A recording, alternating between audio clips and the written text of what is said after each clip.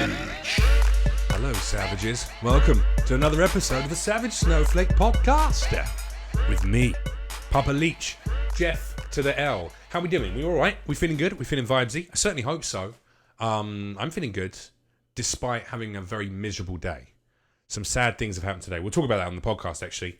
But I'm trying to be upbeat and happy. And the thing that makes me happiest of all is to create something for people so they can enjoy it. And that makes them happy. And it spreads around. And then that happiness comes back to me when you go, I really love the podcast. So I have some shout outs at the beginning of this podcast. First of all, brand new Patreon. It's only been like months, but we have a brand new Patreon. Thank you very much. James Casey, Ellipsis, you absolute legend. Thank you very much for becoming a brand new patron. If you haven't become a patron yet, please do it. Patreon.com/Savage Snowflake. You can do as little as $1 a month. Support this podcast. Keep it going.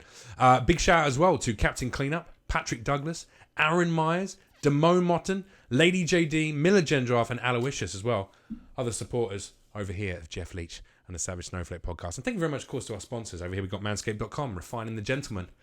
Are you a hirsute individual like me? You want to trim down the old body hair, keep your downstairs areas nice and clean for your lady and whatnot, or your gentleman, or your lady and your gentleman if you're enjoying that kind of a lifestyle. Good for you. Wish I was too. Can I come and watch? We're going off point now. The point is, what you do need is to go to manscaped.com, find yourself some of their products. You've got a Lawnmower 2.0. It's got no-nick, SkinSafe technology. You will never cut your balls if you go with the direction of their hair. Take those motherfuckers down, get those smooth testicle sacks, like a couple of marbles inside of a heaven's handkerchief. That's the nicest thing anyone's ever described testicles, I think. A couple of pearls inside of a heaven's handkerchief. Nailed it. And you want to too. So will your girlfriend when she sees the state of your clean, smooth testicular areas. Manscaped.com. Use code SAVAGE. You get 20% off all of the orders. You're going to get yourself a free leather travel bag worth $50. And you're going to get free shipping on all orders. And Boundless Tech. I mean, what can I say about Boundless Tech? What can't I say about Boundless Tech? Everything. I'll say everything about them. They're incredible. They're amazing. They're providing vaping technology for you, me, and other smokers to enjoy a cleaner smoke without the carcinogens, the CO2 that you get when you burn up the flowers. You don't want to do that. Take your flower, stick it in one of their vapes, maybe the Terra, or maybe if, like me, you like to smoke dab or resin or anything like that, you can also use their Terp Pen. It's only $30 right now. It's amazing. Super thin, fits in your pocket, sleek, loads of battery life, great design. Check them out. Boundless Tech, that's BNDLStech.com, and use code SAVAGE for 25% off every single one of your orders. Joining me today is my friend.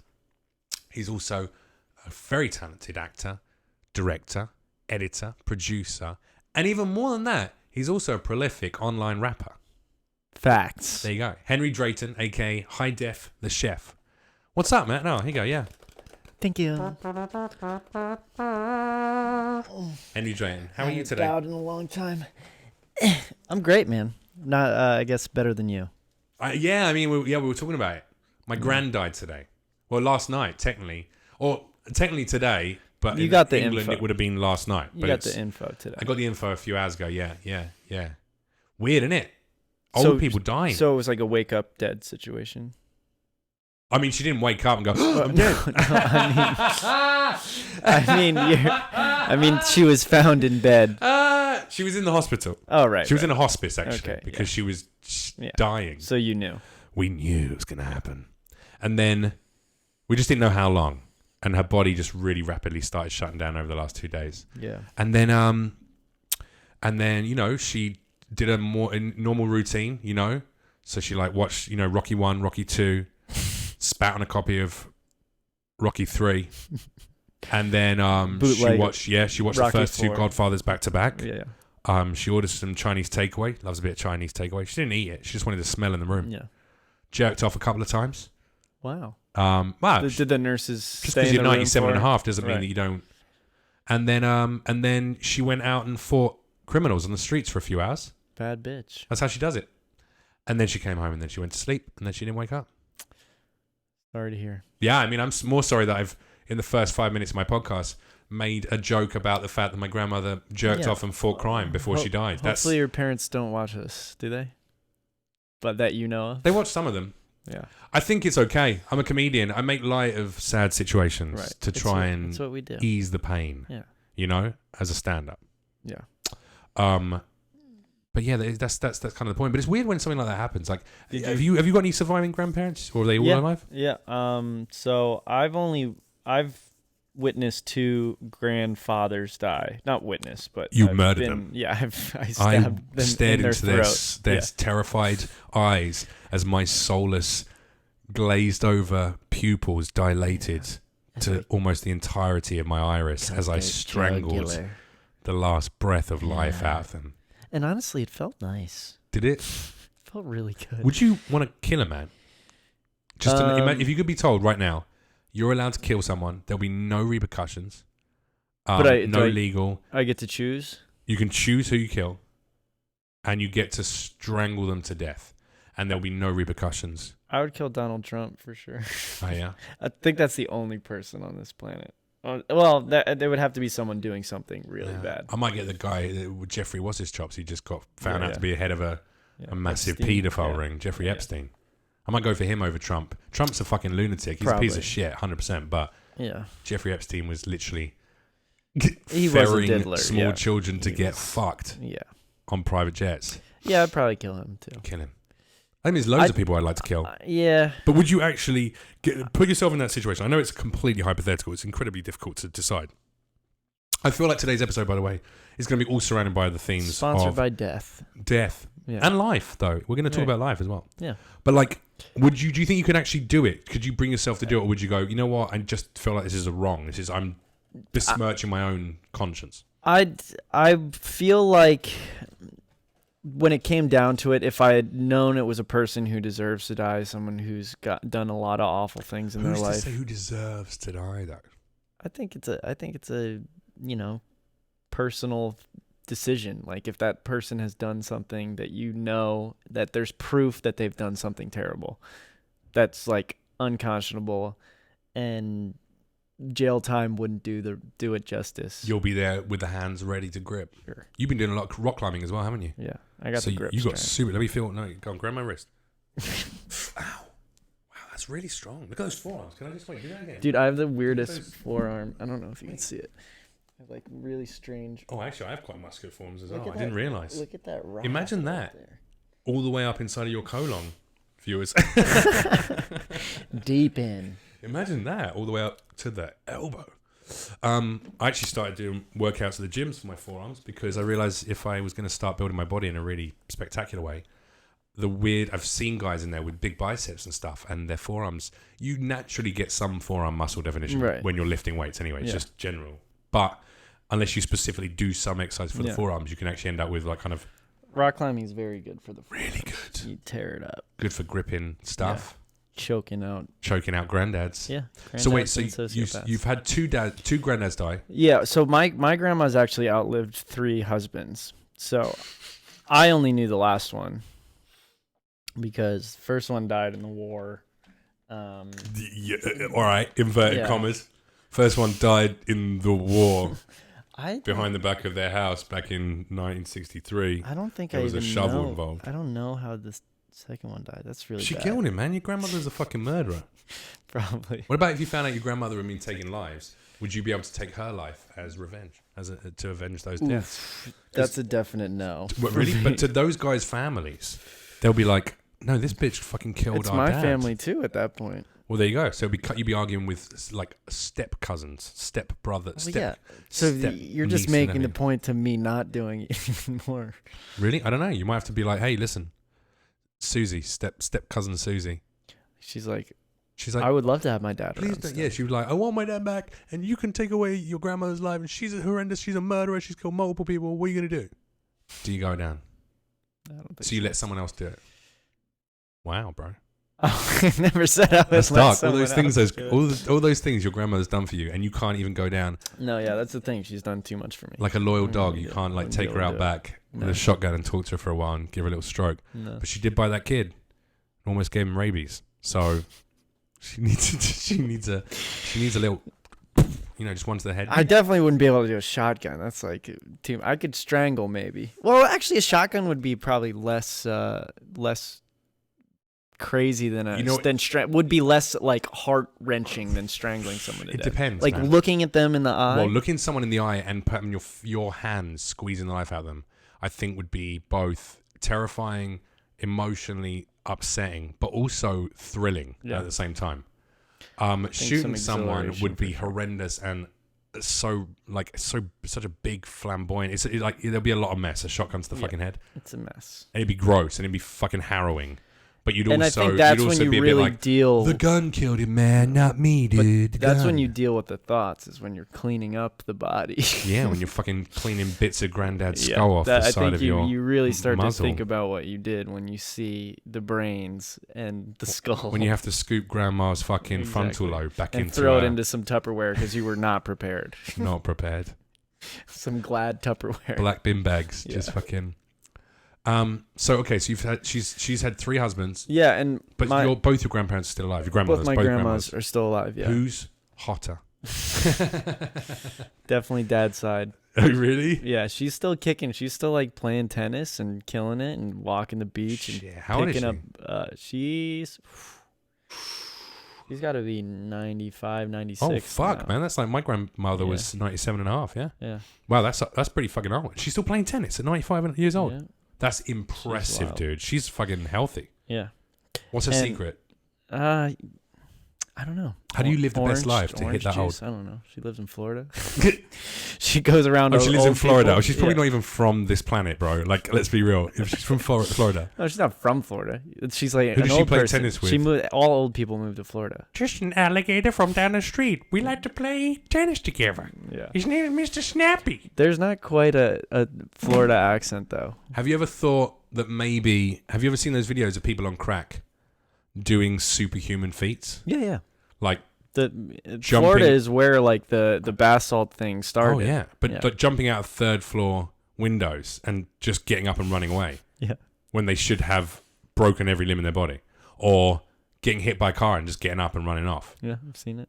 Like maybe your grandmother, because that's very Floridian, isn't it? Crack. Yeah. There's a lot of crazy drug takers there. So how about maybe your grandmother she's 95, but she's running on fucking turbo fuel. You know what I mean? Crack is her secret. Could you imagine if your grandmother one day just sits you down, she's on a deathbed and she goes, here's the secret. Henry, give me your hand, Henry. Not both your hands, just one hand. I'm only an old lady. I can only hold one. I can only hold one at a time, unless you've taken my sweet sauce. I just want to tell you, you're going to grow old and live a long life. And you'll be like, thanks, Mom. You can answer, actually. Thank you. That's so nice of you. Why are you doing that strange voice? That's not your voice, Henry. This is how I talk to you. Oh, wow, it's so soft and kind. kind. So sweet, I have to match your kindness. They always pat you. Have you noticed that? Old people pat you constantly. They're always patting you because they're not sure if you're still there. Yeah. Therefore, fucking Alzheimer's kicks in, dementia, and they're it is a person. Yeah. Can I eat this? No, it's a hand. It's okay. Okay, Henry, here's my secret. If you want to live a long, healthy life, do you want to be as old as me and playing tennis and fucking sweet Puerto Rican boys on the beach? Okay, I didn't know that part, but okay. That's why my teeth come in and out so easy. Then you gotta take a sweet bit of this magic sauce. I call it magic sauce. Like sriracha? No, it's not sriracha, but it's similar. Okay. It puts a little spice in your life. Okay. But it's called crackly cocaine. Crackety dackety cocaine. Crack. Okay. Crack. You're talking about crack. Crack rocks. You want me to do crack? If you want to live all your life and have a good time, gotta do crack. Are you on crack right now? Yeah. Okay. I'm gonna go punch a hole in the wall now and then run through it. You were supposed to be making a pie. I'm making a pie of advice. With a delicious filling of knowledge, sprinkled in crack cocaine. Grandma, you're hurting my hand. Oh, sorry. Okay, sorry. I love you, son. Okay. Oh, and here's some crack right here. Here's some crack cocaine. That'd be funny if it's like instead of Grandma slipping you $20, like as she's saying bye, it's like $20. You had rich parents, man. Rich grandparents. When I used to go to my grandparents, we used to do that every weekend. We'd do horse riding. Although I've just literally undone my comment. I'm like, rich grandparents. When I used to go horse riding every Sunday. And we were golfing and playing Perlo on the weekend. When we used to go to ballet and then the opera, we would always stop by Mama's. Yeah. No, when we used to go horse riding, my parents wanted to, come out of their poverty backgrounds and go, we're middle class now. Look, our kids do horse riding and have tutors and blah, blah, blah. But like we went horse riding every Sunday and we go around to my grandparents. Yeah, I'm rich. I've ridden a horse twice. Okay. All right. Well, actually running a horse is not actually that expensive, first of all. If your parents don't spend money on fucking soda pop, you can ride a horse every year. If you're not owning the horse, you're good. We're not owning the horse. Yeah. No. We're going to a riding school and paying whatever it was, fucking $20, $10 to do the horse lesson. But still, it's a little bit highfalutin and it's a Ponzi thing to learn. And it's a bit of a middle class to upper class thing to learn. You're backtracking. Okay, so we used to go there. And then when we leave, we go to my grandparents because they live around the corner. Mm-hmm. And we go around there and they make Mama Gran would make a lovely Sunday roast. Lovely Sunday roast. I don't know why I say it like that, but it feels like it needs like an old British geezer. Come over for Nan's lovely Sunday roast. That's really good. That's one of the best British accents I've heard. Really? Since I've been out. Thank you, I mean it. Well, you lost it a bit now. When you got too happy, you lost your character. Yeah. But we go round for Nan's Sunday roast. Nice bit of roast potatoes. Love that. Caramelised onions. Fucking delicious. Parsnips roasted, obviously. Bit of peas. Some gravy. Stuffing. Turkey. Mince. Love it. Bit of roast beef. Bit of horseradish on there. Maybe some mustard. Mm. And then when we left, they'd give us £1. That's like $2 at that time. Yeah. And you were getting 20. So you should be 10 times richer than me right now. I'm literally talking about like Christmas gifts. She would slip us $20 in with our gloves. I don't believe you. I think you got $20 every time you went around there. And at Christmas, you got one of those little motorized cars. You're the kind of kid who got one of those motorized cars. Oh, yeah. Did you have one of those when you were like a child? Sometimes they had the remote string attached to it, though. You would get it, and you'd be like, oh, yeah, remote control car. And then it would have the cord attached to the that car. Thing? Really? Yeah. Oh, that's old school. It was like a 15-foot cord. I meant one of those things you sit in where you can drive Oh, your no. Never had a Power Wheel. Is that what it's called, a Power Wheel? Yeah, I threw a fit one time because I wasn't a spoiled kid, but I would ask for all this shit. Okay. I would ask for this shit. I asked for like one of those Razor scooter pocket rocket things. Yeah. And Grandma slipped you a 20 and said, you were like, what is this, bitch? And what is this shit? Scrunched out and threw it in her face. Take this. And kick her in the gooch. Yeah. Oh, my God. But she didn't feel it because of the crack cocaine. Yeah. She was buzzing. Fucking buzzing. But I remember one time I threw like a fit and I climbed a tree and hid in a tree for like 2 hours thinking that this would be a good I remember doing this for whatever reason. You were showing them who's boss. Yeah, I was like, I'm in a tree. Nothing gets your message across better than hiding in a tree. Yeah. Look at most of the activists. Did you ever run away from home? Oh yeah. Yeah. Once I ran away from home and I went to it wasn't like a squat. It was like a building that some people that were renting out, but my sister's, one of my sister's friends from her year, my sister's 4 years older than me. This is when I was 16. One of her friends who was like 19, 20, who I'd always been in love with since I was a kid. I always wanted to be with her. I always wanted to hook up with her. And I ran away from home and I went to her. I for some reason, I knew one of the skateboarders who lived at the house and I blah, blah, blah, blah, blah. And she was like, you can come and stay over here if you want. It's fine.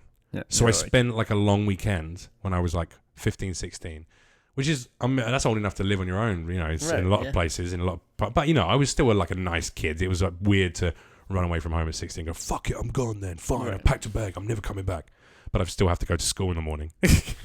You know what I mean? High school. Yeah. But I took my shit and I went to this girl's house and with all these skateboarders that I used to skate with and got so fucked up doing like beer. We were doing bucket bongs. Yeah. You get the 2 liter bottle and then you draw it out and then called a gravity bong here. Bro, you get fucking next level fucked. And then that night I fucked her. She was like, you can stay in my room. And I was like, all right. Slipped my hands around. She was like, oh, Jeff, come on. Like, I'm your sister's friend. I was like, yeah. And I'm a skateboarder now. I'm a skateboarder. I was a skateboarder. And I had sex with her. And then I went home and I was fucking like so stoked about it. I was like, yeah, that was the best runaway ever. I did loads of drugs with people 10 years older than me. Yeah. And then I fucked this girl that I've always wanted to fuck. Yeah. And you were like, I'm running away every weekend. Every weekend. I used to do small runaways, like just 3 or 4 doors up to my buddy's house, my buddy Matt's house. Yeah. I mean, that's as far as I got like up the street, tried to fall asleep on the side of the road and was like, I'm going back. It's too cold. I don't like it. It's very weird, isn't it? Because it's like, I feel like kids want to have their independence so badly, but then when you get older, you realize how much independence costs. Yeah. And you're like, oh, fuck that. yeah, $200 is nothing. yeah, exactly. Do you know what I mean? Grocery trip. So you got both grandparents still alive, great grandmother still alive. Yeah. Do you have a good relationship with them? All right, I don't talk to him. Please talk to them a bit more. I know I'm it's in that bad. weird place where, you know, when someone dies, you go, See, all the wasted time. I was on to this. get to know them. I was on this tip. Like, I was listening to a bunch of podcasts, and it was like, I regret when you're older, and like, well, I'll talk to. And then like, I called my grandma having these big expectations, and then she was like, "Oh yeah, okay." And it was like a very brief conversation. I was like, Did you? But she was probably a little shocked the first time you reached out in that way. maybe, yeah, maybe. And if you said like, "Hey, Grandma, can you tell me some stories from your life?" Right, yeah. I guarantee. I definitely do that, and I do that anytime I go to see my parents now too. I'm like, I fucking need to learn more I don't about know you. you. Like, yeah. I need to know why I'm so fucked up. You assholes. That's mine. Yeah. Tell me what happened to you. What broke you that made you raise me like this? Yeah. Why am I so fucked? Why am I so fucked up? Why am I going to have to spend this amount of money on therapy? Please answer that for me. You go to therapy? No, I don't. Oh, no, not of the traditional kind. Not like going to see a therapist. I find comedy therapeutic. I also totally. I talk to people in a very open, honest way. I have a lot of self-applied therapy, a lot of reading and applying practices that I've learned over the years. The first time we met, you were like, "I'm a little depressed," and I was like, "Okay." Yeah. Well, you know what that is like, I didn't want to get to that place where I was talking about this in a thing the other day, in actually in a kind of sharing scenario with a group of people, and I was talking about the fact that I realized only in small ways, not in anything incredibly crucial. You can drop things quicker. It's all right. It's fine.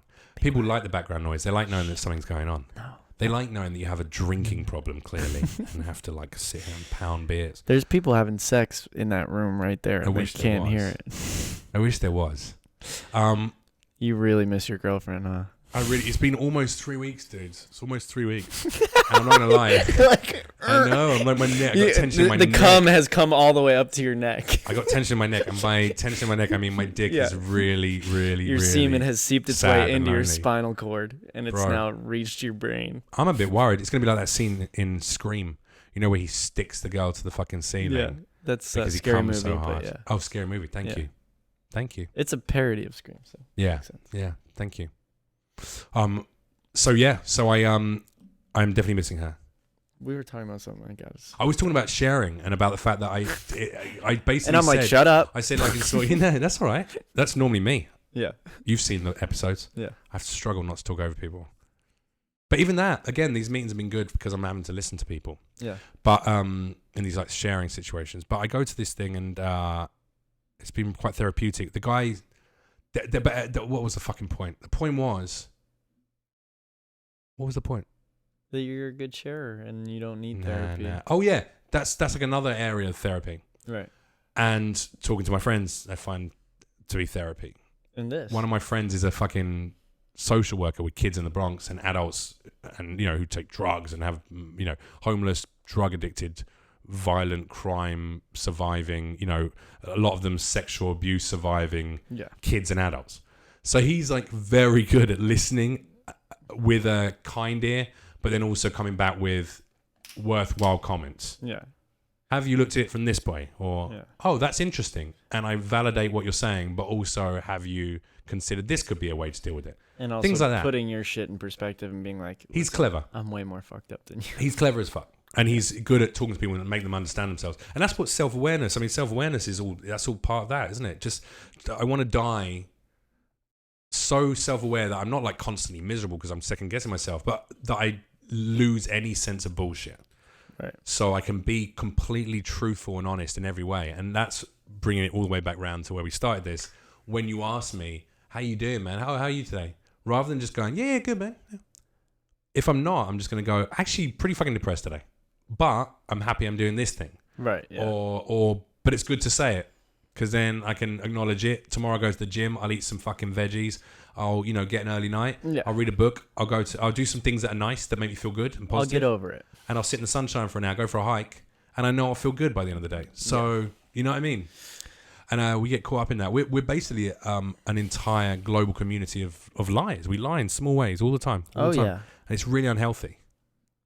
Do you remember like one of your first like good lies that you were like? Yeah, I remember one that sticks in my mind. That. Yeah. Is that I had a huge argument with my parents one day, every day, for the majority of my from about the age of 7 onwards. Well, anyway, no, from the age of 11 onwards, it was very problematic. But I had a huge argument with my parents one day. Fucking like screaming match up in their face, and they're like, and I'm like, hey, blah blah blah, and I storm off to the bathroom, and there was this big long mirror on our bathroom wall. It's about fucking 6 foot long or something. Well, maybe not that long. Whatever that. 4 foot, 3 foot, 4 or 5 foot. And I just came in, and I slammed the door of the bathroom, like, bang, and the whole fucking mirror just went. Oh no, it didn't because of the door. No, otherwise they would have known it was the door because they're not idiots. I went in, slammed the door, and I was in the bathroom going, like that, blah, blah, blah, like really fucking wound up. And then I turned around and I punched the mirror. And it just went, I don't know what I expected to happen. But what happened was what science would dictate, which is it fucking broke. Yeah. And it went, and I was like, ugh, and I panicked. So I was really panicked. I was like, oh my God, this is bad. I'm going to get the shit kicked out of me, or I'm going to get thrown out. What's going on? So I started crying. I had a lot of adrenaline anyway. I was ready to cry. So I started crying my eyes out, and it came out, and I was like, oh my God, I just fucking hit my head. I put little bits of glass in the back of my head, and I was like, oh, I just hit my head. And I was like, and she was like, does it hurt? I was like, yeah, it's really sore. And like my mum and dad were like, and then it diffused the situation. My mum was like, oh, come on, let's get the glass. No, it's all right. She goes, you haven't cut it. She goes, but it's like, it looks a bit swollen. I was like, oh, yeah, it was right on the fucking back anyway. Yeah. And I think I got away with that. Yeah. Mine's a similar situation. I remember getting away with a lie, and I was like, nice. I took a bench out of our house and like put it in the driveway to like ollie over it on my skateboard. And like my mom came out and was like, why is this in the middle of the driveway? And I don't remember what I said, but I came up with some lie, and she was like, oh, okay. And I like got away with it. I was like, nice. Like, fuck yeah, bitch. Pigs don't own me. Yeah. There was another time where I 50-50 on this bad boy next. I was pretty hyped on this one. Do you have a list of your favorite lies? Oh yeah, got them all listed out. No, but I really didn't want to go to school one day. Mm-hmm. So, and I knew I didn't want to go the night before. So I went into the fridge, got like some apple cider, poured it in a bottle, and like chewed up a bunch of our dinner and spit it into the bottle, and then like made some fake throw up noise, locked the door in the morning, and like poured the fake throw up into the toilet so they could like hear it. And I like lured my mom to the door so that she would hear me fake throwing up and see it in the toilet. And she like came in and was like, ugh, and like flushed the toilet and was like, you don't have to go to school. And I was like, that's actually brilliant. That's brilliant. You got props in there. You had stage performance, stagecraft. You had to carry through the lie. Had a pretty good throw up noise too. Yeah. Let me hear it. Sounds like a Pokemon fucking another Pokemon. It's weird. That's a weird sound. Yeah. Snorlax getting electrocuted a little bit. The voice work could do with some improving, but everything else was flawless. The execution, the style, the props. I love it. Yeah.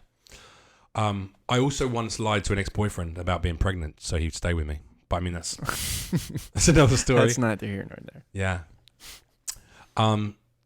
Yeah, grandparents, man. So, what was your first, like, what was the first Why are you interviewing me? Hey, I want to know. What's the first thing or person you saw die? Like, because I watched my dog die, and then was That's like, a really good question, actually. Can I just rewind a second where I got mildly perturbed that you were taking over the fucking interview, and then you asked a better question than I've asked so far. So let me just counter that and just say, that's a great question. Thank you, Henry. Hey, good question. Well, it's interesting that you asked me that, Henry. I've been thinking a lot about death lately in life and what it means to be alive or to embrace death. And I remember the first time I saw a dead person. Actually, I think the first dead person I saw was my great auntie Tio. When she died. How do you spell Tio? Yeah, but that wasn't her real name. So it was Teodora would be her real name. Good name. But Tio is what they called her. And like Iku was like Florica. Her name became Iku for some reason. And Gigi, who was Eugenia, was her real name. All fucking cool. Yeah. Fucking, it sounds like a punk Bring them band. back to life. They sound like they can Where's party, Gigi dude? and Tio and fucking Iku, man? Yeah. It sounds like a Japanese fucking thrash metal band. Or like some fucking Native Americans who like to party. That's it, bro. Just fucking. Oh, my name is Big Tico. Come from the mountainside. Some people who like to party on the reservation. Like to party on the reservation. Me and Tio and Iku and Gigi.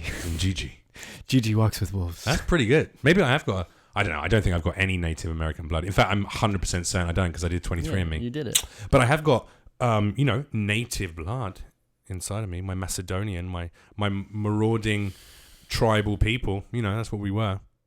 The Illyrians originally. Anyway, that's trying to escape your whiteness. A little bit because actually. In the same way where I'm like, I'm not rich. Not answering your great question, which I will get back to. Yeah. But actually, I'm not trying to escape my whiteness. I'm a white man, and I'm grateful for some of the blessings that came with growing up. The things I just didn't have to deal with because I was white. However, I've never felt what the global community seems to stereotype as like, I'm like a white dude, like a very straight vanilla, blah, blah, blah, blah, blah, and uptight. And like, I've lived like a rock star. I like that. And you got the rock star vibe. No, what I have is, but I have a very fucking European outlook on life. All of my friends growing up were very like from all different countries and different backgrounds. All my fucking friends as an adult, all from like France and Germany and Australia and Japan and blah, blah, blah, blah, blah. So it was like a global community vibe. So when I hung out with anyone, I didn't feel very white. I felt very, talks with their hands, eats food, shares it out, little drinks everywhere, singing, dancing, hoppa, like that was what I felt like. Yeah. And that's who I am. And create a community that allowed me to flourish like that. So when I get there, and I've experienced it so much in America, everything's about race. Yeah. So when I ever get like remotely tarred with the white boy brush, I'm like, first of all, I'm a fucking immigrant in this country. Secondly, I'm European to fuck. Like there's so much going on with me and my outlook. Am I white? Do I get those privileges? 100%. But do I also have different problems that most white people in America don't experience? Absolutely. Do I connect with people of different races and cultures in a way more forthcoming sense because I've met so many different cultures from around the world? That's it. I'm a global guy. Absolutely. Is that true of fucking Steve in Ohio? No. You know what I mean? Steve wouldn't be friends with Lawrence Fishburne. Steve hates it. So he might be. He probably would if he could. So the I think the first dead body I saw was my auntie Tio, and it was in Romanian Greek Orthodox church, right? You just Greek Orthodox and not Romanian Greek Orthodox. Right. There's Romanian Orthodox as well. In the Orthodox church, in that part of the world, what they do is the body is laid in the house on a table. Yeah. For people to in a coffin, but for people to come and you have to sit with it for a few days, like for 2 days or something. Days? Yeah, I mean, like they embalm the body, they do some stuff, right? Yeah, but then you sit by it for like you have to sit. People from the family have to stay by her like overnight, and then people come and see the body there, and then you go to the church, and the body is literally laid out on a giant marble in the middle, in a big church, and I've you will go up and you go up and you kiss either her hands or her forehead. I think I kissed her hand. She had her little hands crossed, and I kissed her hand because I was a bit weirded out by. It's weird. Or did I kiss her forehead? I know, because it's just a body, it's a vessel, it's done. Right. But also, I get it, it's religion, that's their thing. And I went up and I kissed her, and I remember how fucking cold she was. Yeah. She was so cold. It's crazy. And I also, it felt really fucking weird. It didn't feel like kissing my great auntie, who I'd been playing with. Yeah, and it's not even cold like this. It's like cold like... It's like sucking you in, like the void. Yeah, like... It was very weird, man. But then I've seen lots of other bodies since then. Lots of other dead bodies. Seen a couple more Romanian aunties for a start. I saw a guy die in front of me. I had a guy die in front of me when I was arrested in New York. And I was handcuffed to a chair in a hospital. I was assaulted in a bar. Okay. And I... because I thought you were getting arrested and they were like, that guy's dying, don't worry about it. A guy groped a girl that I was out on a night out with in a bar. I think you've told me this story. I said, leave them fuck alone. What are you going to do? I'll fucking stop you. He disappears, comes back 20 minutes later, taps me on the shoulder, punches me in the face. I open his head up. Police arrive, arrest me. They find out afterwards he's already up for a charge of aggravated assault in a bar. Anyway, whatever. The judicial system is fucked. Actually, the judicial system wasn't fucked. They released me with no decline to prosecute, etc. And they asked me to press charges against him. But it was like done. But it took 24 hours in a police cell, in the jail, county court jail. I was in the jail. Didn't help that you were an immigrant too. Didn't help that. Yeah. I didn't have my state ID card. Right, yeah. Yeah, that's what. But all of this shit, still, it's still bullshit. Anyway, when I was taken to the hospital, because I was like, I have injuries. I'm a fake victim of a crime and I have injuries and I need to go and have a medical checkup. They're like, oh, take me to hospital. And I think I told you that I was on mushrooms right that night. Yeah. So taking a lot of mushrooms. So I was high. I came up really high in the ambulance on the way to the hospital. I get out of the car, out of the back of the van. I got my hands handcuffed behind my back. I realized I got 2 mushroom caps in my little drug pocket on my jeans. Yeah. So I squeezed that out with my fingertip. I managed to pull it out as I'm getting out of the ambulance. I step out. I push my finger in, pull it out. He's getting my bag out. He's not looking at me, the cop. And I pull it out and I scrunch up in my hands behind. And as we start walking towards the hospital accident emergency sliding doors, I flick it away. The little baggie, it's gone. I'm free and clear. And there's a homeless guy wrapped in blankets and cardboard. And he sees me and he looks me right in the eyes and he just slowly nods up and down as if to say, you just made both our nights so much fucking better, dude. And they take me in, I get x-rayed, and then they handcuff me to a chair. And I'm upset, I'm distraught, I'm worried I'm going to go to prison because some guy decided to fucking sucker punch me. And I stood up for myself. And I'm petrified. I don't trust the American police, I don't trust the American judicial system, none of it. So I'm like really distraught, and then there's like loads of commotion. All these nurses run in, doctors, blah, blah, blah, blah, blah. They clear some area, they pull these curtains back, and they roll this other homeless guy, not the one from outside. Another homeless guy gets rolled in, and they're going blah, blah, blah, blah, blah, and they hook him up to the machine. You can hear him, like, his heartbeat's all over the fucking shot. He's unconscious. They're trying to do stuff. They're trying to, like, clear his airways, whatever. And then you can just see the beep, like that, and they're like, okay, boom, boom. They start CPR, blah, blah, blah, or whatever. And then, they got the thing over his mouth, squeezing that, and they're pumping his chest. And then they do the clear. Yeah. They do that a few times, and then they just go, and everyone looks really dejected and really sad. And I'm sat, honestly, 8 feet away. I'm like sitting in this chair that's facing this one little cubicle area where there's like 12 people around this body that is now dead. 12 people, 6, 7 people. And I'm just staring at his fucking dirty feet. And I see his chest go goosh every time they do it, and he's just gone.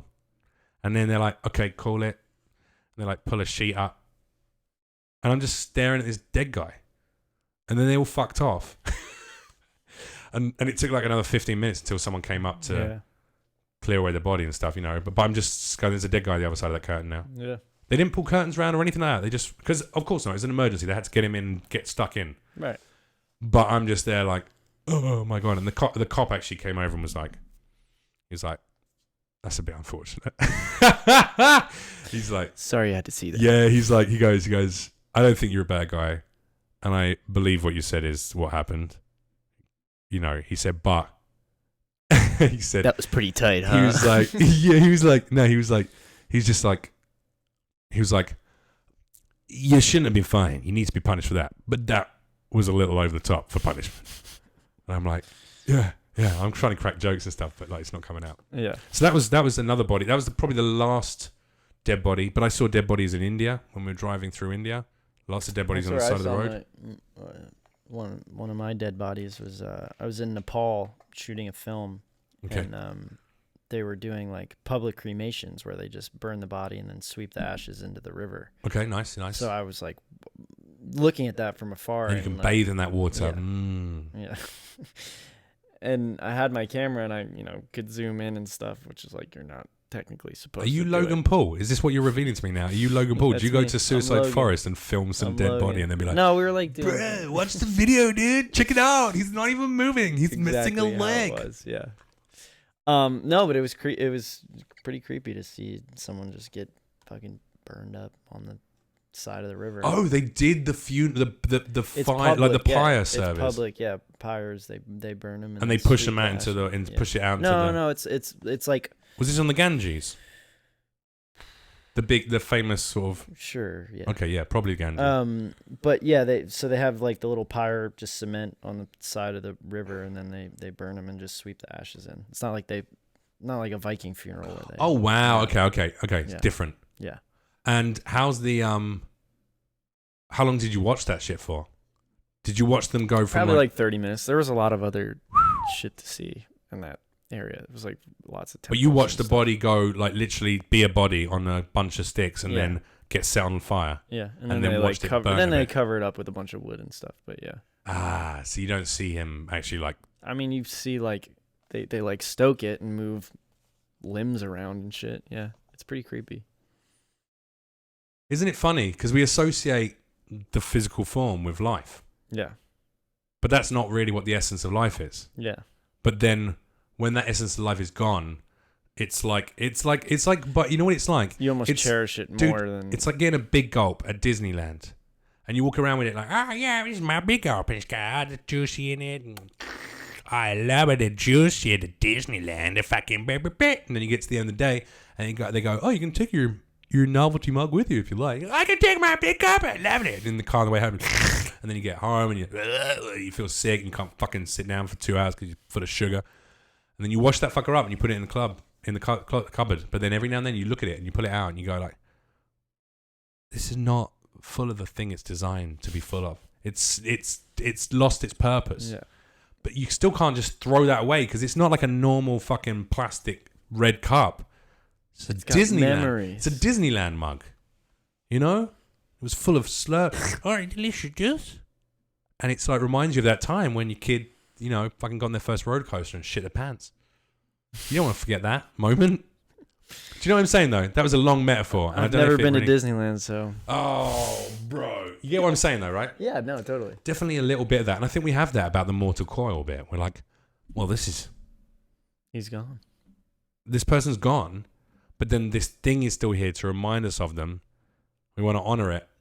My cousin was actually like, she said, because I wanted to video call again with my gran a couple of days ago. She said she's really losing all her powers now. Like right. Her vision's really gone. You know, everything's shutting down basically. And I was like, can I video with her so I can just, you know? And she was like, I just don't think you want to see her how she is right now. And I know what she's talking about because I saw my granddad like her.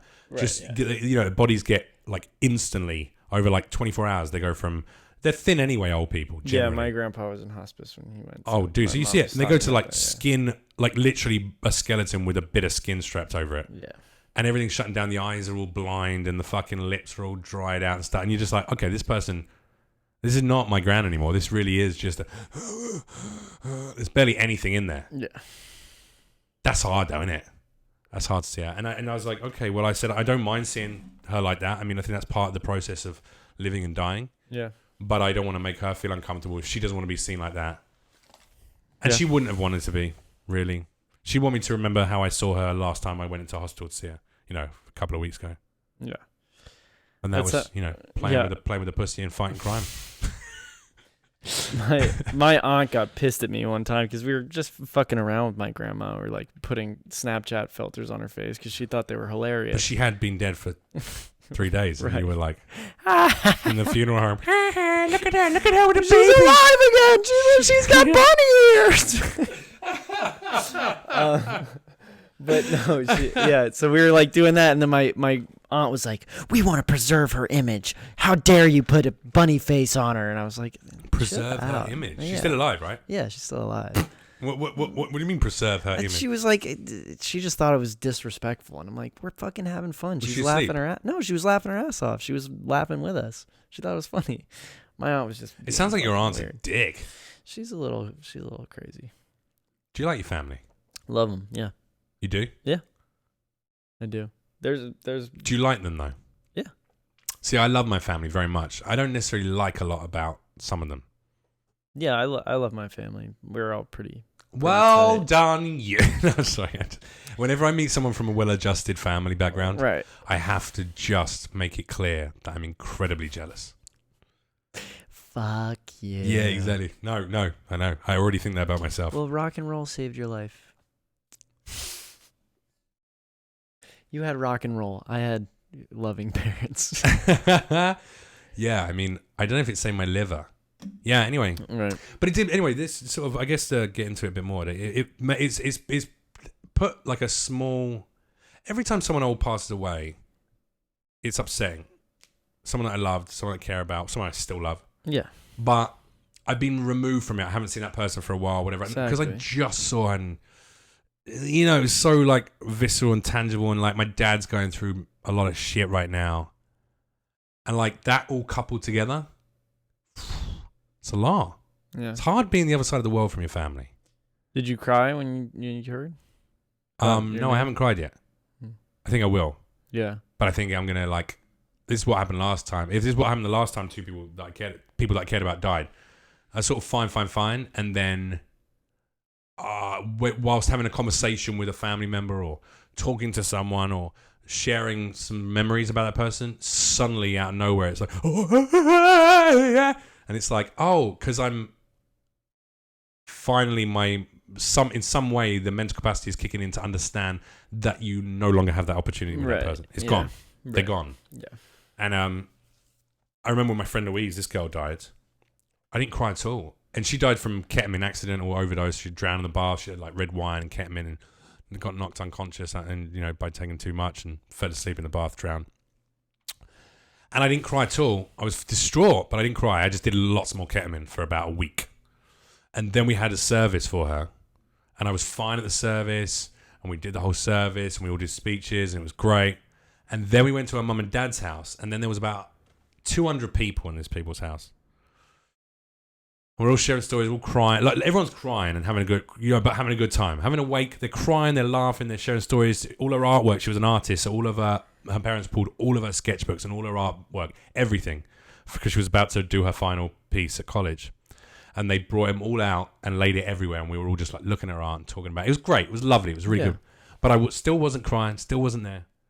And then her mum started talking to her. She said a few words, and it's like her mum was a minute or 2 minutes into it.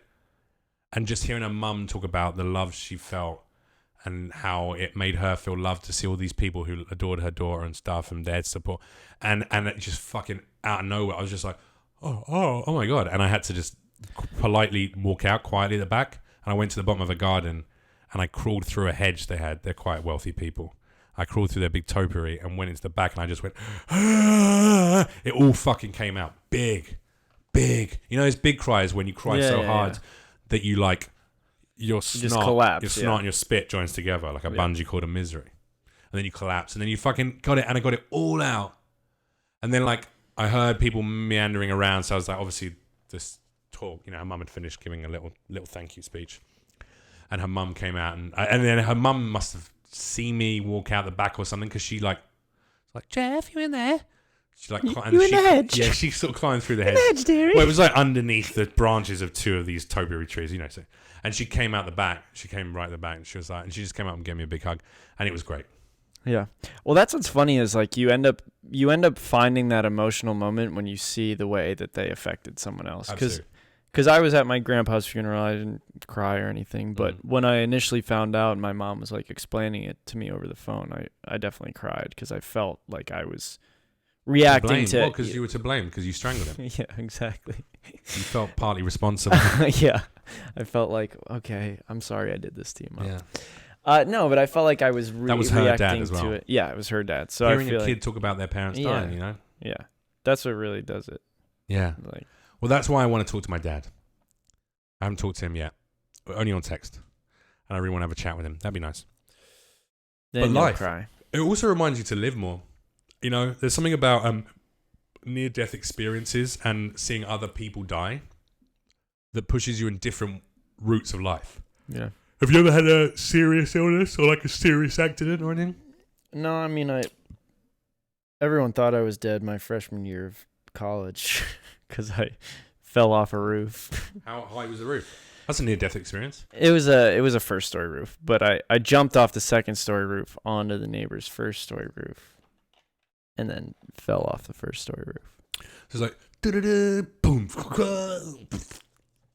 What kind of injuries did you sustain? Nothing. I was good. Should Just fucking bounce straight up, bro. Dude, Parkour, I was hammered, so I kind of ragdolled over a fence, and like everyone was like, "He's dead. Let's go." Like everyone thought I was dead. Okay, crack another beer, dude. Yeah, my friend dressed as the ghost of Henry Drayton for Halloween. Yeah, that's funny. Yeah, but that's never probably, near death. No, not really. But then seeing others die, did that have a like, you know, watching you, like you saw two granddads pass?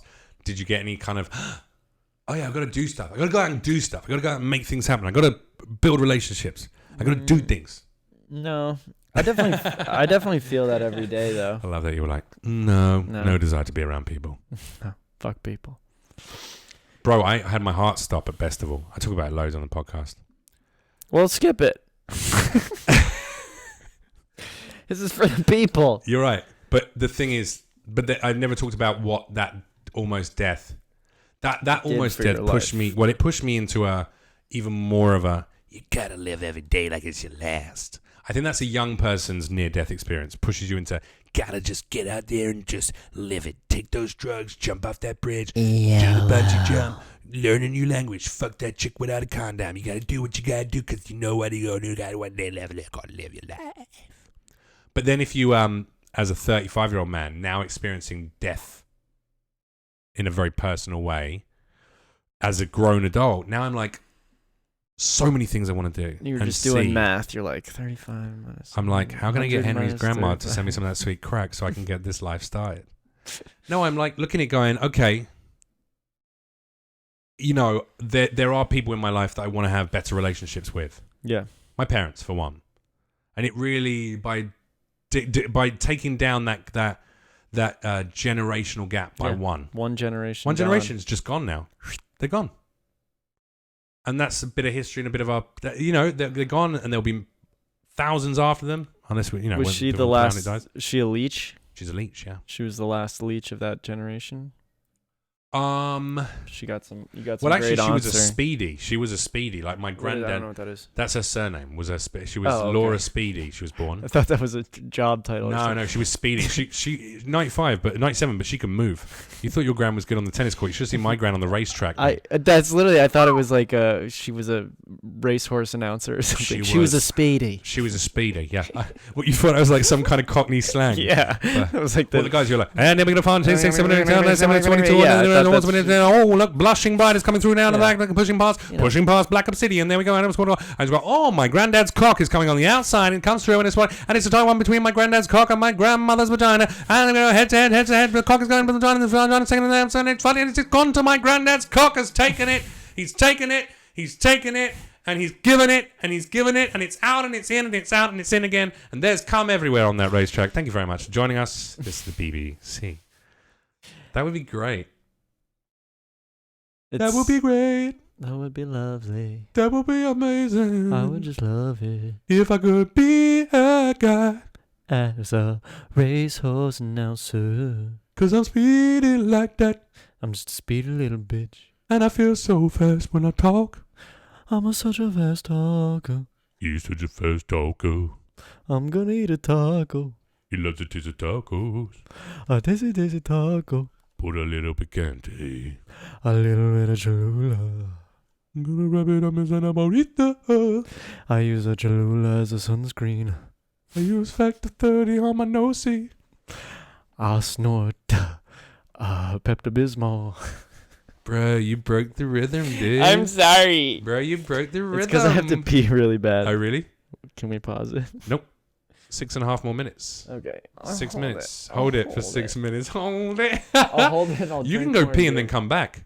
But there's 6 minutes left of the podcast. I'll hold it. I hold. You sure? You good? I do. I good. You sure you're okay to hold it? You gotta pee, Mikey. Remember the Goonies? You need to just... Mikey, you gotta pee. I'll pee in this cup. Oh, you fuck. Have you seen those Instant Karma videos? Yeah. That was Instant Karma. By mocking you with this liquid beverage. I've just covered myself. Yeah, you were trying to... Fortunately, it's just water, and this is my gym kit, and I don't give a fuck, so fuck you. You were trying to draw my eyes down to your perfectly manscaped balls. And that brings us to... Fuck you, Karma. You won't get me today. Not today, Karma. That could be a really good a good character, a comical character for like an Adult Swim And then series. Not today, Karma. and then he meets a stripper named Karma. Yeah, and that becomes his sidekick. Yeah. She's always like, We should suck some dick today. Not today, Karma. oh my god, we should just suck some dick. Are we ready to make some money? Not today, Karma. Karma and Jazz. His name's Jazz because he listens to jazz. But he's really bad at playing jazz. He's got a saxophone and he pulls it out. That's a trumpet. That's a fucking trumpet, you know it. He pulls it out every time they solve a crime. Got the bad guys in cuffs. Not today, Karma. Play it for me, man. I'm doing trumpet too. No, what's a sax sound like? It's like deep. I don't. How do we do a sax sound? How do we do a saxophone sound? Wait. It's definitely a deeper timbre. That's better. It's still a bit trumpety. I'm doing that. Yeah. But you can do that with a fucking cone over the end of the sax. Yeah. We're just jazzing it up. I've got so much water on my face right now. You look great. Thanks, man. I feel like I'm popping a nip on the old video. I went to the gym, wore my little gym shirt, and then I wore it to the podcast, gym. Didn't think about it. Went to the gym, got some guns, Went and then to I the gym just to pop a nip. beat the shit out of a kid outside, just punched him in the face. I was I'm like, wearing bro, my- if you're going to be 12 years old and look at me like that, you're going to get your face fucking smashed in, dude. Fuck you, bitch. Do you even lift? He was like, I don't know what you're talking about. Why did you hit me, mommy? I was like, fuck her, man. She ain't going to take me down. I'm bigger than the two of you. I'll fuck you up. You got So I any picked up baby his teeth? mom and I broke her back, man, over my knee. And I made the 12-year-old carry her to the hospital. Fuck you, you little bitch. That's a strong 12-year-old though. Dude, arms like fucking gorillas, dude. He lifted that woman over his head, man. I would have been respectful of him if he wasn't such a little bitch. Dude, that's fucking lit. I really wish I was like 300 pounds of muscle and I could talk like that to everyone. Fuck off. Yo, fuck you, dude. What are you going to do about it? Is that your hand on my girl? Is that your... Don't touch my girl, man. Yo, are you trying to hit on my girl right now? If you so much as lay a follicle on my girlfriend, I will fucking powerbomb your ass like goddamn Dudley Oh my boys. God. Henry, I am so amused and direct right now. All in one, and it's incredible. I can tell. The camera can't, but I know what I It's see. only got 10 times zoom on it. It can't really see it. Can we That's can small. we end quick? Can we end quicker? Nope, we got 2.5 more minutes. I'm trying to see your penis. 57 minutes and 30 seconds. You got 2.5 minutes left. Why don't we tell the people in the final minute, 2 minutes and a half? Even though we've talked about death and life and love and family, it's been a great conversation, dude. I didn't really want to do a podcast today. I'm not going to lie. But I knew I had to do one to get one out. And I knew that with you, I could just talk about whatever the fuck I needed to talk about. And I Like, appreciate this that. guy is just an empty shell. I can talk. No, about you're a bright, verbose, eloquent man who I care about now and I'm building a friendship with. Dude, so I for was me, I was worn out today too because I was just saying nice shit about you and totally just stepped I was on it. counseling kids. You hear that, ladies? I was volunteering. sorry. Go ahead. What were you counseling them in? We were teaching them how to make music videos and stuff like And just that. go, show me on the dough where your music teacher touched me, little Timmy. Well, he touched me on my nose and on my knees, and then he grabbed my ears and he went, "You're a pretty little baby boy," and he licked my forehead, and then he put his fingers in my hair and he said, "Oh, you're like candy floss," and he sniffed my armpit, and then he ran into the woods and he jerked off, and he said, "I'm gonna call your name when I'm finished." I'd like to dye your hair purple, Timmy.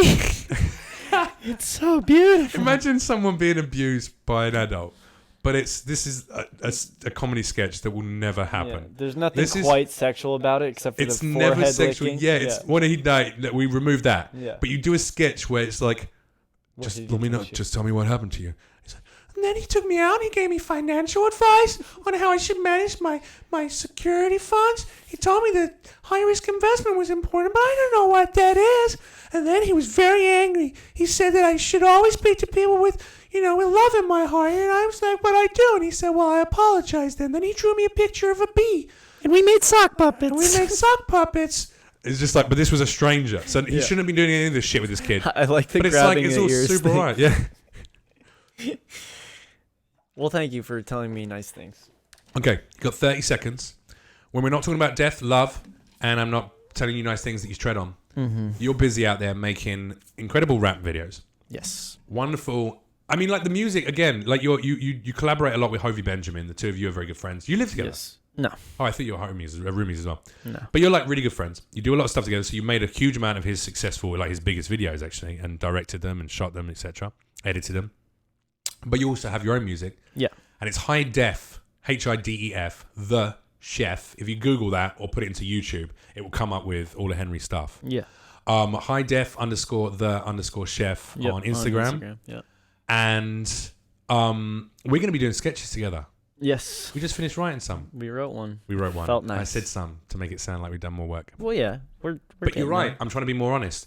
We've written one sketch, but we've also written a pitch for the TV series. Yeah. And we got 4 or 5 groups of characters. Some And we're going to shoot those. We're going to put it up. Yeah. And it's going to be great. And I'm excited about it, man. Can't wait. And then we're going to become millionaires. That's the ultimate goal. And then we can grow old and take crack like grandmama. I want to make $1 million until the stuff becomes not funny. That happens often before the $1 million arrives with a lot of people. Or you can make millions and millions and millions. And then after you've made tens of millions, then suddenly overnight you become unfunny. And everyone's like, what happened to Dane that Cook? guy?" And on that note, ladies and gentlemen, thank you very much for joining me. Sorry, Mr. Dane. Henry Drayton. Bye-bye. Bye.